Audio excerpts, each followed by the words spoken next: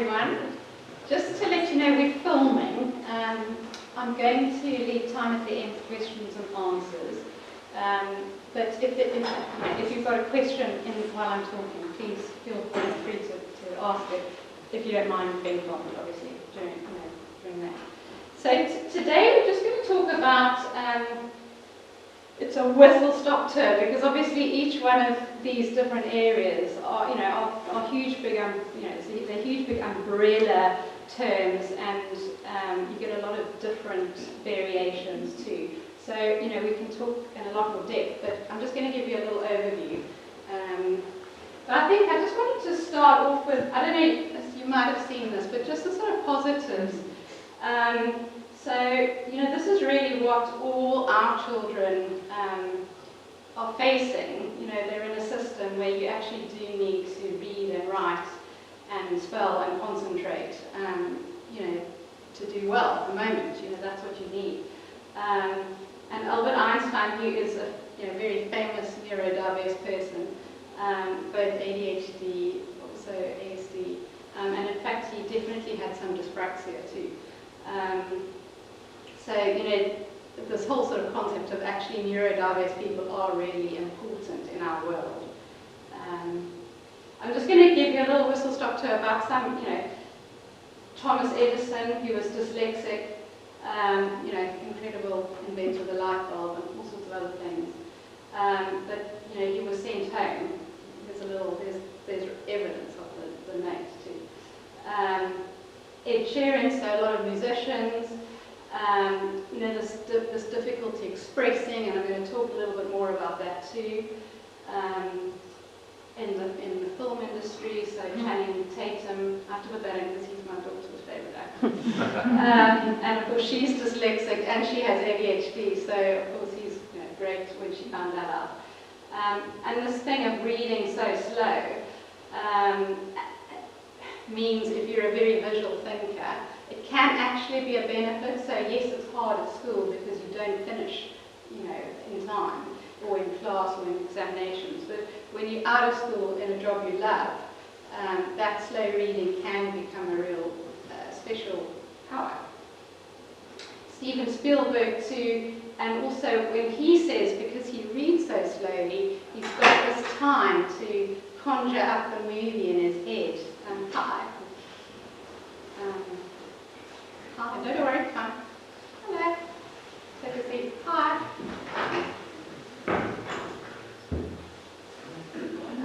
So, again, some things that you see as tricky challenges when you finish school can become superpowers.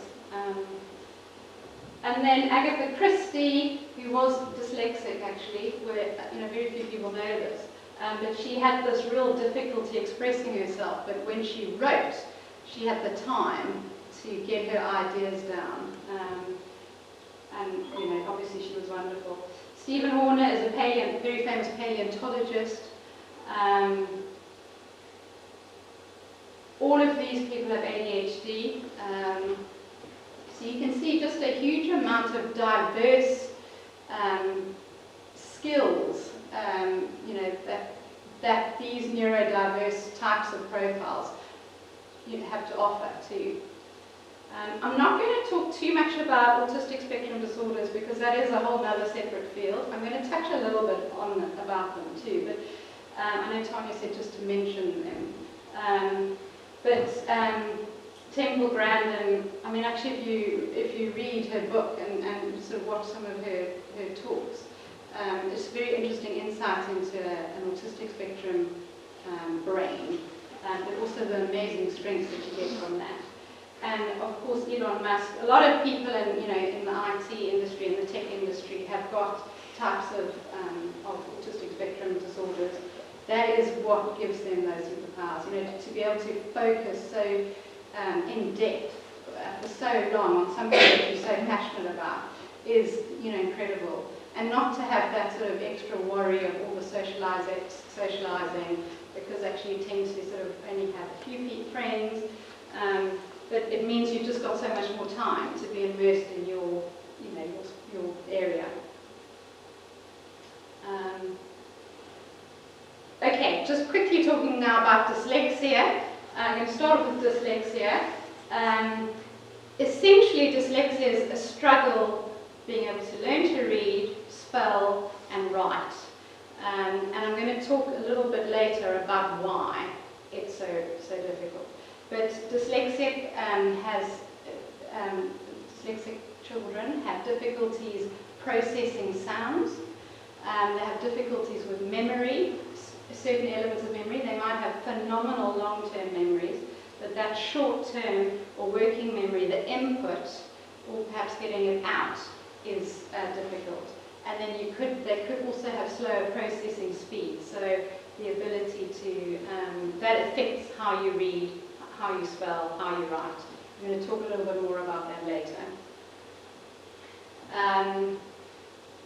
ADHD, sorry, dyslexia, about 10% of the population are dyslexic. Some figures say a little bit higher, but about 10% is a sort of a rough average. ADHD, we're looking at about 3 to 4% of the population. And I know at the moment, because it sort of seems to be getting, again, a little bit more bad sort of press, and, with a lot of celebrities have come out as having ADHD, and there's a lot of journalists saying, oh, everyone's got ADHD now, and it's just ridiculous. Just to let you know that we are still underdiagnosing. So, everyone says, oh, everyone's got ADHD now. That's absolute rubbish. We're running at about 1.5% in the UK of people who have a full-blown ADHD diagnosis, compared to 3 to 4% in the world. So we are under the curve, which is also why probably you're hearing more about it, because we know more about it. There's a lot more assessing happening. But ADHD is essentially a difficulty with concentration and attention. It's a noradrenaline regulation problem, so being able to regulate the neurotransmitters that control our attentional forces. And that means switching onto a task when you need to stay focused on a task, changing from task to task, being able to change and shift, and being able to concentrate, so listening and following a teacher talking, for instance, sitting down and doing some work. It just switches off. The brain just, it just can't. The mode goes from salient mode and it just switches off. So there are things that we can help from a coaching point of view, from a teaching point of view as well. There's still nothing better than medication, unfortunately. So, as much as no one would want to have their child on medication, I think if your child isn't able to learn, and they might be brilliant, unfortunately, unless they're on the meds, they can't, and depends on the severity. You get different types. You get attention, it's all called ADHD now. So you get the hyperactive and impulsive types, and then you get the inattentive type, which is the one that's least diagnosed.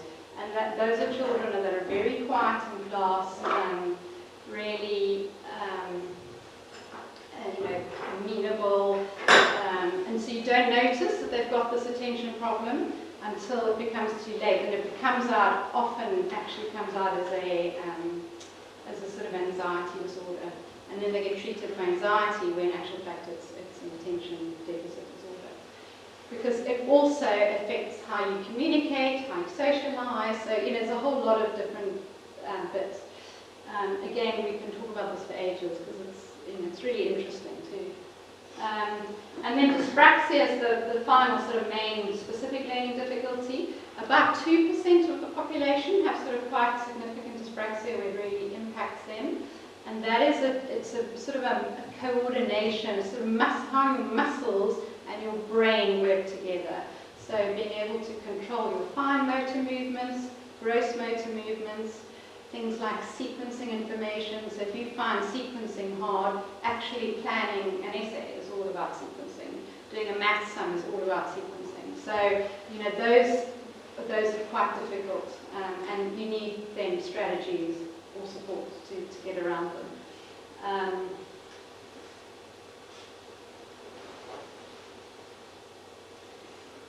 I've got to talk about assessments first. So there are different types of assessments for all these neurodiverse profiles. Dyslexia you can go two ways, either an educational psychologist route or a specialist teacher. The specialist teacher needs a level 7 in specific learning difficulties and an assessment practicing certificate. And they will look at all the different components around reading, spelling, writing. Some educational psychologists or specialist teachers have some training in ADHD and dyspraxia, so they could, if they spot that, they will point you in that direction. ADHD or autistic spectrum disorders need a psychiatrist for a diagnosis, so you would need to go to a medically trained person, because both of them involve medication. Not ASD doesn't necessarily always, but it's quite specialist type of knowledge. Dyspraxia, you would use an occupational therapist. So if you are noticing sort of difficulties with coordination, fine motor control, that sort of thing. And then I put the visual assessments down because a behavioural optometrist is a person that you go to where the eyes are not, where you're starting to see difficulties. So the eyes are not tracking properly, they're not converging properly, and you're not actually being able to process the visual information. And actually they would do an assessment as well, and then they give you a course of therapy. Dyspraxia, the occupational therapist will also give you a course of therapy because there are a lot of therapies, occupational therapy, that can actually help dyspraxia. Why would you go for an assessment? So, I mean, I think because there are different types of people to go to, obviously you know, your Tanya will tell you whether, if your child does need an assessment, what the best, is it ADHD that's really the barrier? Then you need to go and see a psychiatrist. Is it dyslexia that's the barrier? Then you need to go and see an ed psych or a specialist teacher. Or if there's coordination problems, then you need an occupational therapist. Come in.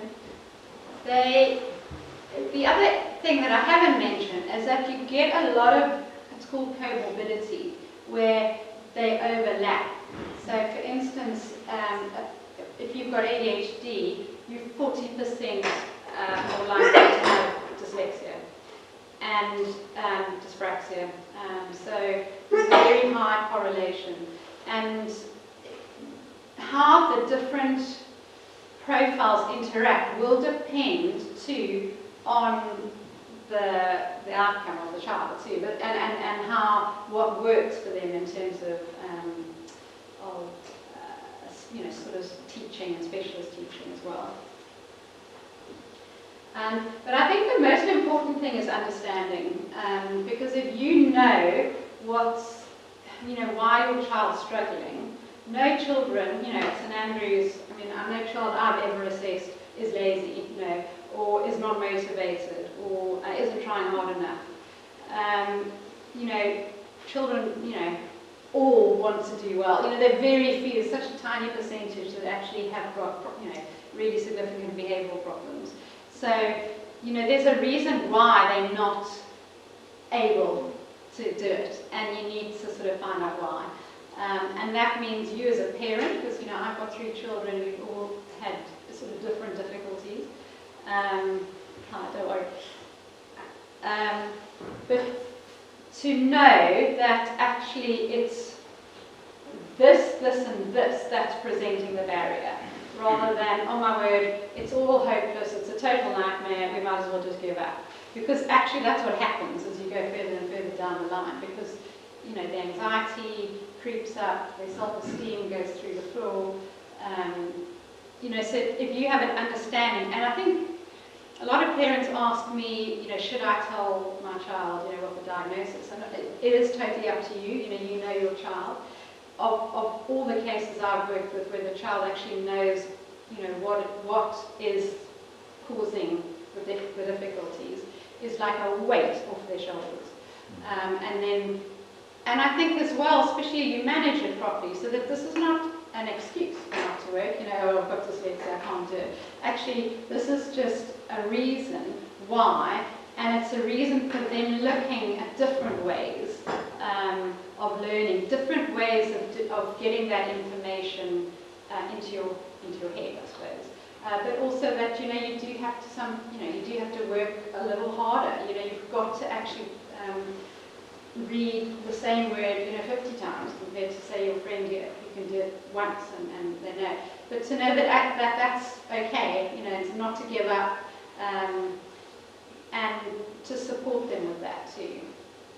That, funnily enough, becomes a superpower when they're older.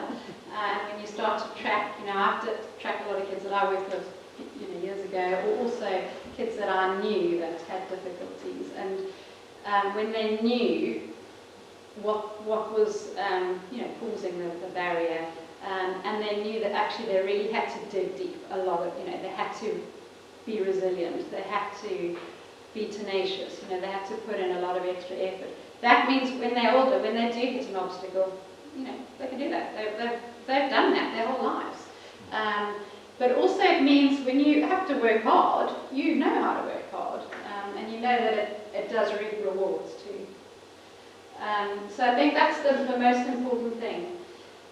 The second thing, which is really important too, is that school understands, so teachers will then tailor the lessons, and it becomes a coordinated team approach between you, your child, and everyone, all their teachers. And I think that's really important. And then I think if the difficulty is quite severe, one-to-one intervention needs to be put in place, which is what the Learning Support Department's about, and that's sort of really doing specialist teaching to work on those areas that are challenging, using, understanding why they're challenging, and then sort of using strengths as well. The other thing too, you will often find strengths in those assessments. So I know when I do mine, I always like to look, you consider the background, you do a bit of a background questionnaire, but you always find some little amazing strengths. You okay? So then you can work with the strengths too, and you guys will all know your children and know that they've got particular strengths. And it might be something seemingly irrelevant to school, but actually you might be able to bring those strengths in, especially the visual strengths, learning by seeing and doing, creative strengths, imaginative strengths, those sorts of things. And then, of course, access arrangements, being able to get extra time if that's what's needed, in severe cases of reading and writing, needing a reader or a scribe. Extra time is really big, to actually, if you've got any sort of difficulties with memory or processing speed, to have extra time in an exam, and actually in class, just gives you, and you need to learn how to use it properly, obviously, just gives you that, it puts you on a level playing field. That's what it's doing, it's putting you on a level playing field. I always like to think of, because, some people say, well, it's unfair that they get extra time, or, it's unfair. And actually, it's not unfair, it's fair, that's why they're in place there. But it's a bit like asking people to do an exam without their glasses on, if they wear glasses. You wouldn't do that, would you? So exactly like a person, who might need extra, slower processor, actually just needs the extra time. And just a little quick point about senior schools. They need those, if your child is struggling, they need to if you send them off to the next stage and they actually have got quite significant difficulties, you're actually going to sit, it's a little bit hard to say, but you're setting them up to fail almost. So, it is important that the senior schools know, what areas are challenging for your child, but also what areas are strong. And they are generally pretty good at working out whether that school might not be right for your child. And as much as you love that school and your brother goes there, it actually might just not be the right place. And sending a child to a school that's not right for them is really You know, I've assessed older children where they're literally on the floor. I mean, because no one's spotted it. Oh, I mean, no one's acknowledged it. And kids stop wanting to go to school. You know, it can become, if you don't get the right support, you know, things become very challenging as they get older. Do you get the right support? You're looking at a totally different picture. Also, just to bear in mind that, you know, kids with profound dyslexia can go to amazing schools. Eton has got an incredible specialist learning support department. Marlborough has got an incredible department. But those children need a high level of underlying skill to succeed in those schools. So, you know, just because they might have a sort of a chronic dyslexic profile, they might have very high underlying skill or ability, and, you know, that would be fine. But the school needs to know how much extra support they need to put in place. Equally, if there's a lot of difficulties, a school like Marlborough or Eton is probably not going to be the best place, I think. Would you agree with me for that? Yeah. Okay, so I'm just going to talk to you now about what makes learning hard, because this is what all of these things make learning core skills at school difficult. And we talk about this word automaticity. So all those core skills that we need to be automatic, so that you're not thinking about how you hold your pen when you're writing, or how do I spell cat, you know. It's just automatic, so then you can get on with that lovely story that you want to write about the cat. And seeing a word, instantly knowing what it is. And for kids with these profiles, learning those automatic skills takes a lot longer. Doesn't mean they're not going to get there, it just takes a lot longer. And depending on the severity of the profile will depend on how much longer it takes.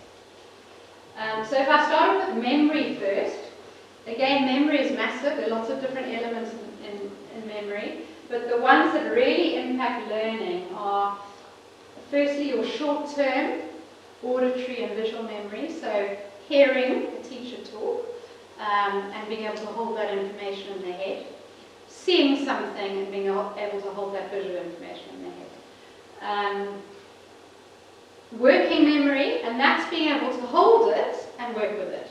So doing doing a few steps at the same time, and that impacts, obviously, maths needs a lot of working memory. When you're comprehending a story, you need to hold the story in your head, find out what's going on, and writing. You know, if you've got to write an essay, you've obviously got a whole lot of ideas that you're holding in your working memory to be able to write them. Now, the thing with working memory, it's only so big, and some children actually do have very small working memories, so they need to do things in little bite-sized chunks, and I'll explain a little bit more about that later. But if your working memory is actually okay, but there's all sorts of other things clogging it up, like how do I hold my pen, you know, is it a B or a D? It suddenly becomes really tiny for the sort of really interesting stuff, like writing a story. So working memory can, there's a lot of evidence to say that your actual working memory can't change in terms of its size. But if your working memory is actually being clogged up by all these other automatic processes, once those become automatic, of course your working memory can be at its normal state, at its how you were born state. And then there's this thing called a visual symbolic memory, so being able to remember symbols, and a visual sequential memory is being able to see symbols in an order and remember them. So if that's low, that's also going to impact how you learn to read, you know, putting all those symbols together, learning to spell, that sort of thing. So I'm just going to give you an example. If you're reading a word you've never seen before, say like decided, your short-term memory's got to see those letters and work out what they are. And then your working memory's got to join the sounds together. You've also got to pull in from your long-term memory, oh, is it a B or a D? What sound does each letter make? Is CI is S, you know, in this instance. ED means past tense. So you see there's a whole lot of factors. So if there's little sort of weakness in your working memory, it's going to take a bit longer for that word decided to go into your long-term memory, which is where we want it. I call it, with the kids that I work with, glue. You want to glue it in there, those words in there. And they will glue in, because they, you know, always do, it might just take longer. The next big area is phonological ability. So this is sound. And with dyslexics, this is one of their biggest challenges. And it's being able to, and it's funny enough, you don't notice this, as a parent you don't notice this, but this ability to actually process sounds properly. Their hearing is fine, probably perfect. It might not be, if they've had barrier, that's a whole other thing to talk about. But otherwise, they just can't process sounds properly. So, for instance, like specific, Pacific, they might hear it as p, not sp. So it means, obviously, when you're spelling, you're not going to spell it with sp, are you? You're going to spell it with p. Banana, or they might hear banana, or banana, or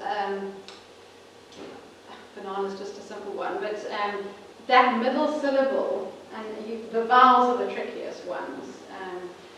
But when you assess, you break down, you do very detailed sort of assessments into how those children are processing sounds, and you can see quite quickly that actually they're just not processing them properly. They're hearing A's as E's, I's as U's, and you know, so of course that really makes it hard, doesn't it, to spell and read. So it's the awareness of sounds and words. It's being able to manipulate sounds. If you've got pot, spot, lot, you've got to manipulate those sounds, haven't you? You've got the off bit at the end, but you've actually got to be able to manipulate them quite quickly, and that is often very challenging. Rhyming, being able to rhyme, bring a rhyming word into your head, you know, what rhymes with pot, and actually being able to get that word from their long-term memory is really hard. And then, yeah, I've put octopus actually, because that's quite a good one. Octopus. Can you see octopus? So this is why you see in spelling. You can see it in spelling. You can see it quite clearly. And then the final element of phonological ability is rapid naming, which is a type of processing speed. And that's how quickly your brain can sort of, you know, retrieve long-term information. So if you're seeing a word on a page, how quickly you can go into your filing cabinet, dig out the word, and bring it to your forefront. And rapid naming affects sounds initially. So when you're learning to spell k, you know, d, attaching sounds to the symbols is slower. So it means then if you've got a long, you know, even just the word cat, cat, you've got to put those three sounds, you've got to know what those sounds are, and you've got to put them together, you've got to draw them from your long-term memory. And that is slower, which makes it much harder to learn. But rapid naming affects quite a few other things. So it affects your reading speed, how quickly you can read, because it makes your reading slow, which is why you need the extra time. It affects sort of articulating, so your child might say the words thing and stuff. I actually have a rapid naming difficulty, so I can say thing and stuff because I can't get that word when I want it. And writing, of course, when you're writing, to be able to get those words from your long-term memory and putting them into writing is really hard. I mean, so I use, when I'm typing, I go XXX, because I just can't get the word. And then about 2 sentences down, I've remembered what the word is, and then I go in and put it in. But it's frustrating, and obviously it's time-consuming. But it has a very big impact on learning to read and spell. Visual processing as well. So if you think of a lot of children with these difficulties are very, very strong visual thinkers. So they think in pictures, which is a very fast way of thinking, actually. So the actual processing of information might be fast, but then there are other little processing speeds that are slower. But if you look at B, D, P, Q, those are all the same thing, aren't they? A chair is a chair. A chair doesn't really matter which way you're seeing it. So if you're thinking in pictures, a symbol has no meaning for you. So, and the eyes will flip it over, turn it around, and it takes a long time to recognize the difference. There's also an element of sort of spatial orientation, being able to relate shapes to each other, or relate shapes in space. And if you find that difficult, a little bit of dyspraxia difficulty, but you get it in dyslexia too.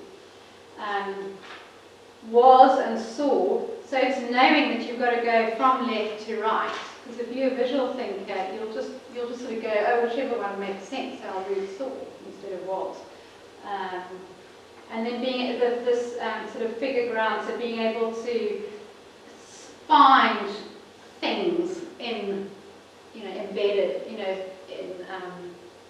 I always say my husband has a really big problem. I think he really actually has, but I've never tested him.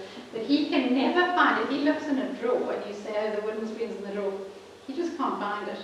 And we used to laugh about it, but actually once I learned what it was, so when he, so of course for him learning to read was hard too, and being able, if you're doing a comprehension and you've got to look at, the child ate the carrot, and you've got to look for that word carrot, and if you can't quite see it properly, it's going to make it harder for you. You also get a visual speed of processing, so how quickly your eyes can scan information and make sense of that information, and how quickly they can scan symbols and turn those symbols into meaningful code. I've just put this on here, visual stress, just because it's quite interesting.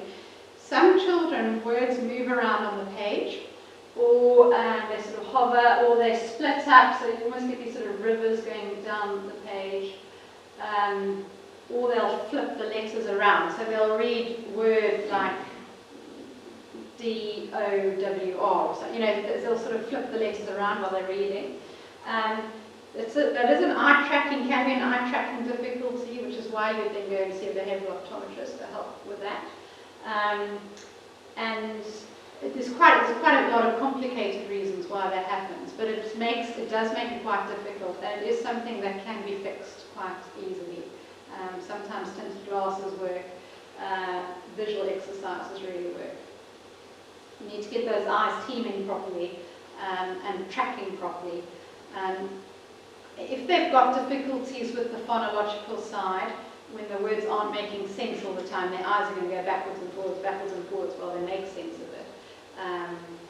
But that does mean you lose your place. If you find your child skips lines or misses words, it might be worth just having that checked out.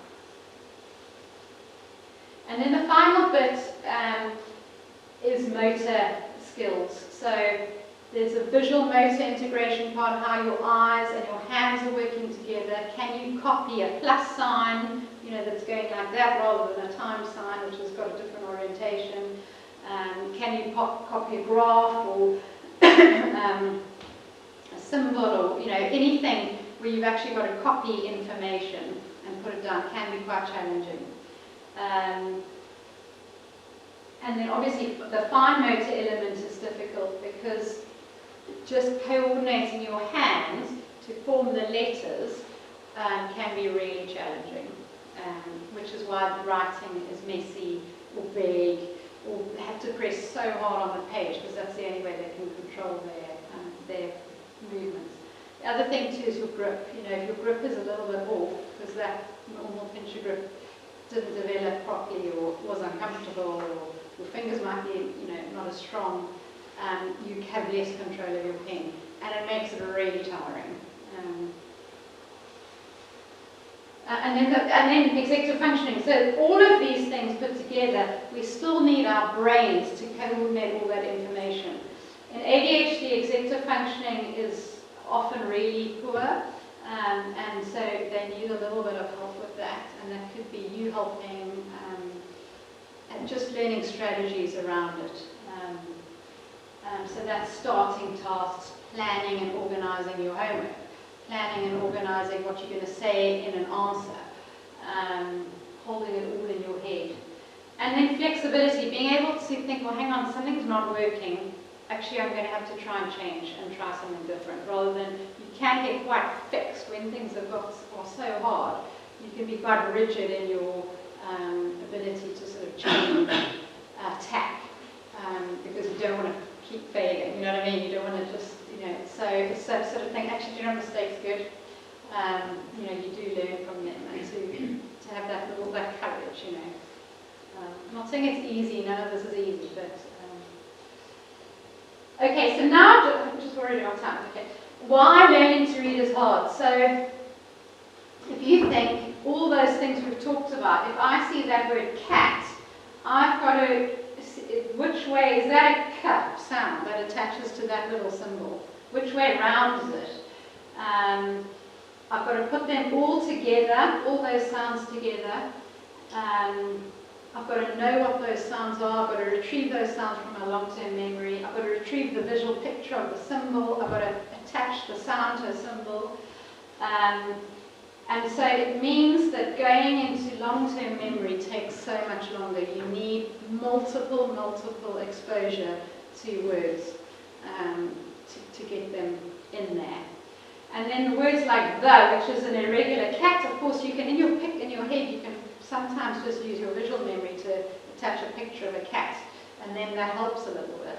But the words like the, also, you can't. So they can be even trickier to learn. So, of course, which way around? You go, a lot of those two-letter words, no, on, will be read back to front too. So which direction are my eyes tracking? And then, syllables, you've got to hold all those syllables in your head. Not only are they sounds, they're also then syllables. And then, of course, you've got no, sorry, the formatting's changed because it's not on my, I've used a different laptop. But there's no time left for comprehension. So if you're so busy decoding the words, you can't even think about what you're reading. You won't remember what you're reading.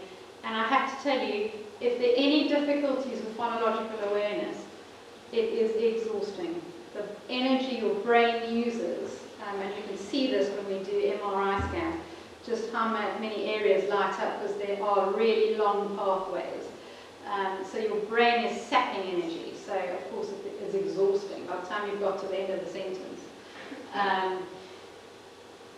Quickly, just in terms of ADHD, an ADHD person who doesn't have the phonological difficulties can learn to read quite quickly, but they can't sustain attention long enough to remember what they're reading. So if they're learning, if they can read well, but they can't remember what they're reading, then you're looking at an ADHD profile.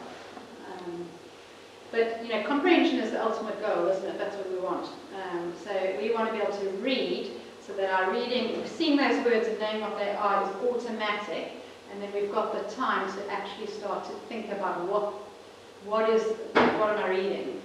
What can I infer from that meaning? What can I predict? What's going forward? Spelling is really hard with any of these difficulties, and it's quite difficult to remediate. So you can spend hours on spelling or little gain. You can spend hours on reading, and you actually get a lot of gain. So I would always just work on reading first, because reading is really the most important skill. But spelling, still, you can do little bits, and spelling does improve. Again, multiple exposure, lots more writing, especially when you're typing. But if you think there are just so many, like that word, G-H-O-T-I, could spell fish. The English language is so tricky. You've got so many different sounds that you've got to know what those sounds are relating to those symbols, and that's a real big working memory area. And the other thing is, it's quite demoralising. When your spelling is crossing it out. Oh, that doesn't look right, crossing it out. So it can be quite demoralising. I think the big thing to work on is high frequency words. So there are 25 words that are in 25% of everything, sorry, 13 words that are in 25% of everything we read and spell and write. And 100 words, so those top 100 high frequency words are in half. So if you can get those, can you imagine if you can read those quickly and you can spell those easily, you're saving a lot of time too. And always better to encourage, I don't know if, I mean this is what I think, good vocab, because some dyslexic kids, ADHD kids, you know, dyspraxic, have really good, they might take longer to get that word out, but they've got amazing vocabulary, they just need time. And it's better to use a good word that you might not spell right than, you know, hard, rather than all those other words. Writing, of course, writing is really tricky too because there's so many processes. You've got to spell the words, you've got all those difficulties with spelling.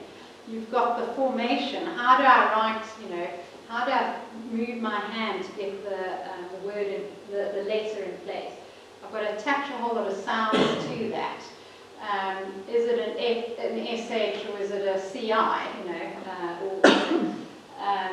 and then, of course, there's a lot of planning involved in writing. So you've got to, and when you're handwriting, it's got to come out in a sequential way. And actually, if sequencing is hard for you, it's going to be really challenging to think, okay, now, and then you just don't even know how to start. So you just can't start the task.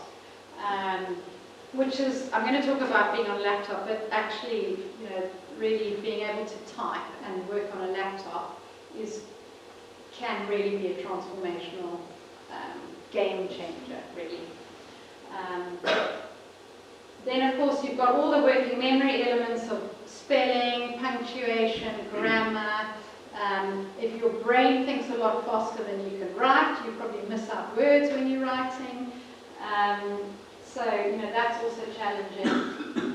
But punctuation often comes after the sort of writing becomes a little bit more automatic. But they need tricks, you know, and strategies to remember to put it in. I mean, I think, you know, going forward, though, when they're older, if it still is a barrier, and we'll talk about that a bit later, but, you know, using apps, you know, Grammarly, ChatGPT, I mean, there's so many things.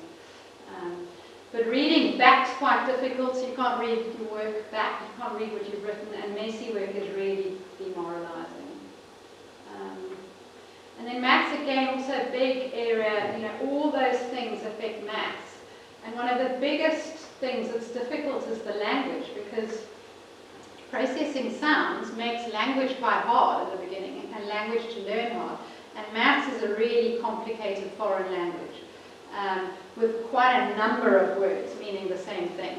And in a class, you'll find that, you know, the word fraction, denominator, numerator comes up, and actually you've just switched off, because, you know, I just haven't the obvious clue what those words are. And until you learn them, you can't actually hook a memory onto them. So it does take a long time. But again, maths, you know, unless you've got, I didn't talk about dyscalculia, but that's a sort of very sort of specific maths difficulty. But, you know, all the dyslexic and ADHD and dyspraxic difficulties affect maths. It just means you need to learn in little tiny chunks and build slowly. And you can find a lot of these children are really, really good once they've got over those initial barriers. And mental arithmetic is really hard. I mean, luckily we don't really need that anymore, and it's a tiny percentage of it. But to hold all that stuff in your head and work it out is really difficult. So then you might need a strategy, you know, drawing, doing little drawings, writing it down. Yeah, there's a whole load of research about anxiety, specific maths anxiety too. So the brain just shuts down when they see maths, which is hard. I just wanted to put down there, because you might find that a lot of your children find following instructions hard, and all of these things make following instructions hard, which means it is difficult to follow a teacher in class. And, you know, so, you know, little chunks, getting information in sort of little bite sizes really helps.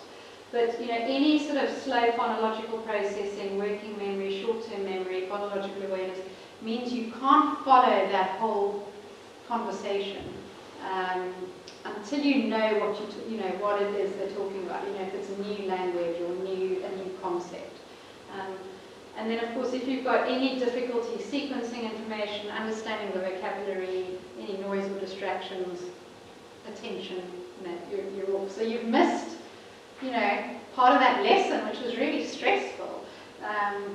So having like a little buddy that you can, which I know you guys do really well with, but where you can sort of look at your friend next door, and just patient, kind, patient teachers too. Generally, the support you get is done in class. So here at St Andrews, you get really good, the actual classroom support, because that's what we want our children to be independent learners, don't we? And at the end of the day, that's what our aim is. And so what they'll do in class is they will allow for extra time just to answer questions, process, think about stuff. Copy from a board. Copying from a board is also really hard. I didn't go through that, but for all those same reasons. Just to do any work, to think. Work gets differentiated according to need, which is again why it's nice to know, that child's struggling because, they've got their diagnostic report. Actually, we know it is a short-term memory thing. They might actually have a fantastic short-term memory. So my daughter's got an amazing short-term memory. Her phonological awareness is really, really poor. So, so each child is unique. But, differentiated work, so less spellings per week, and that's really important not to have too much. Remember this is a slow and steady. We want to learn in a really lovely, sort of gentle way where we're increasing rather than, we should be doing, everyone else is doing 20 spellings, my child's not. Don't worry about that. They'll get there. But actually, if they do 5 spellings a week and they do those nicely, that's a great game. 20 spellings a week and they never learn them is what a waste of time. And it's so demoralizing. So smaller amounts to read and write, that sort of thing. Giving short and explicit instructions, keeping the amount of tasks that are given short, showing better than saying. And then this sort of concept of multi-sensory learning, so a lot of practical resources, a lot of doing, seeing, so you're using all the senses to learn. And the other thing is opportunities for success. That's really important. So that there's always a little thing that they feel like they really are good at. And they are, they're not, they feel, they know, so, and that's really, just little tiny blossoms of confidence in different areas are important. And then obviously the access arrangements. And then if they need specialist support, then they, the teachers will, and they'll speak to you, Tanya, obviously, to determine if that's what's needed. And then they'll come into the learning support department where you have individual lessons, one-to-one lessons. And also to remember, this is not tutoring, because tutoring you might go over a little concept in geography, or this is specialist intervention. And the girls at your Venetia and I train together, so when you train, you learn about all those areas, working memory, phonological processing, why they impact learning, how to help a child who's got those difficulties, using sort of very different resources, a very tailor-made approach. A child with a short-term memory, you can't sort of rapidly talk to them, because actually they need things delivered in a slow, quiet manner, and it's tailored for them. But children learn really well, if they've got big difficulties, do learn really well in a one-to-one environment, because it's at their pace and it is targeted to their particular needs.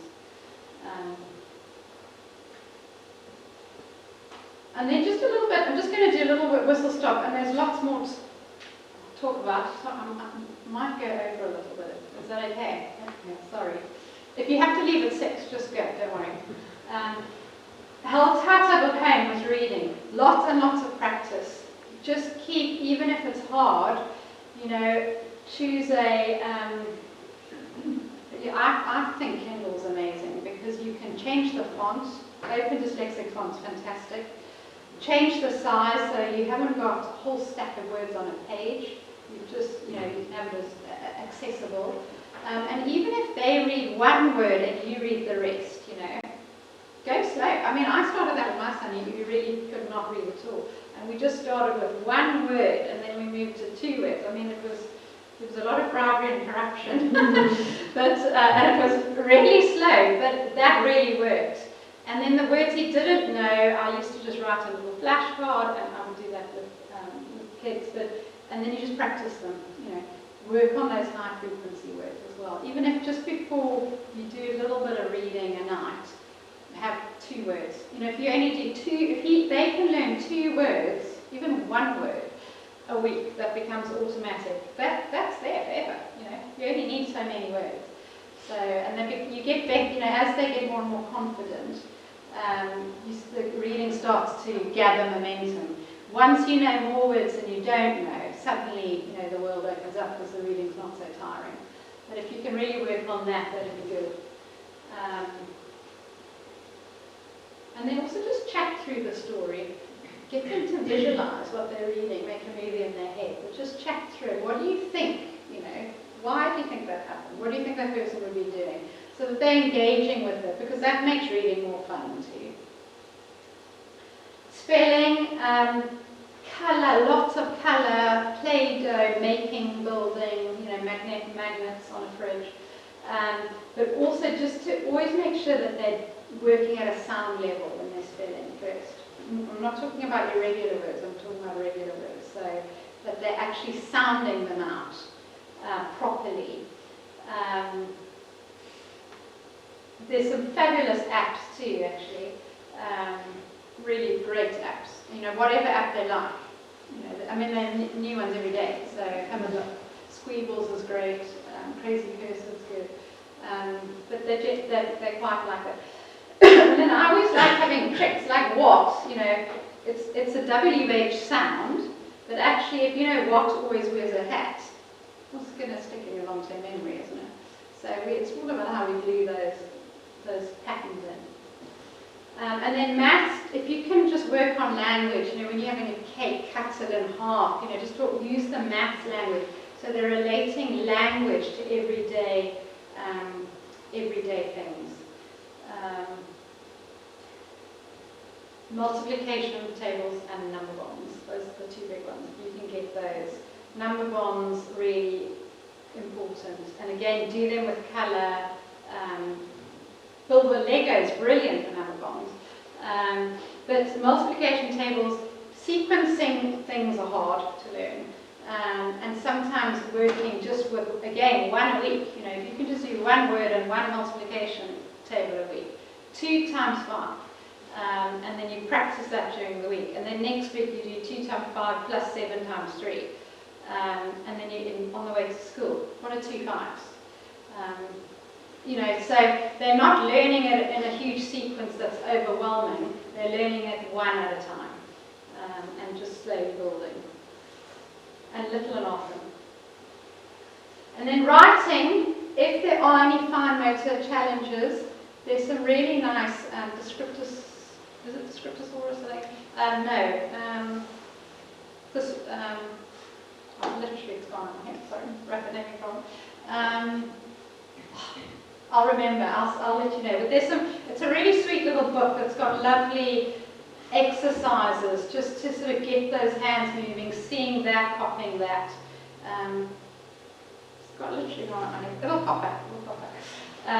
But yeah, practice the letter formation.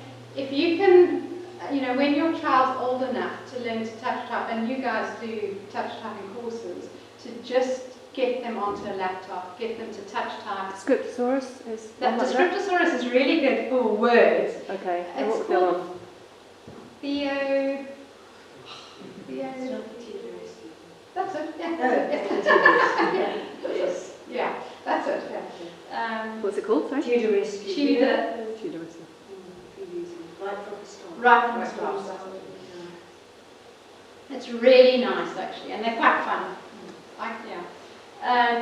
But working on a laptop this is not just about handwriting or writing speed. This is about thinking and processing. And when you find sequencing hard, if you can just blurt down your ideas and then go back and edit them, it doesn't really matter that you're not getting stuff in a sequenced form. It obviously is much easier to read back when you're typing. You can use synonyms and thesaurus. If you can't think of that word, or XXX like me, and then if I can think of the word, and then I use synonyms, oh no, that was the word I really wanted to use, It really is a big game changer. Obviously everyone goes onto a laptop, so actually that's one thing you can be really good at. Why wouldn't you go for that? Microsoft has got fantastic features called, they're called accessibility features. Apple's a bit behind, but it's called Immersive Reader, and it has a dictate function. So even just dictating into it, and it's really good now, picks up your voice beautifully. But even if you can't spell a word, if you get quite quick at pressing the dictate button, you press it, talk it in, and then you carry on typing. And then reading it back to you. But the immersive reader, you can change the color, background, you can highlight your text, you can break it up into syllables. It's really clever, really good for dyslexic kids particularly. And then always have a few super duper words up this week. Well, I'm actually finished, so. It's pretty much done here. Sorry about that. So, harness technology, just make the most of it. Please just, we're in that age now where we have got all this help at hand. I've been playing around with OpenAI, and for dyslexics and people with ADHD, but anyone who finds generating language difficult, they've got all the words in their head, but they just can't get it out. You can actually get, ChatGPT to give you a framework that you can then work around. It can turn things into chunks. It's really good. In summary, keep it manageable. Remember, tiny steps, slow and steady is the way. Overlearning, you need to overlearn the stuff to stick into long-term memory. Focus on the basics that need to be automatic. Keep it multi-sensory. I say stealthy learning, so they don't really know they're learning. It's not really, like spelling you can do as a fun, creative exercise, but actually they are learning something. Work with your school. St Andrews is a wonderful school with an excellent support department, because I know this, because I hear so many good things about it. It's a team. It's a fantastic team that you are, are lucky to have your child, and work with them and make the most of technology. And then find your child's own special superpowers. We're going to stop.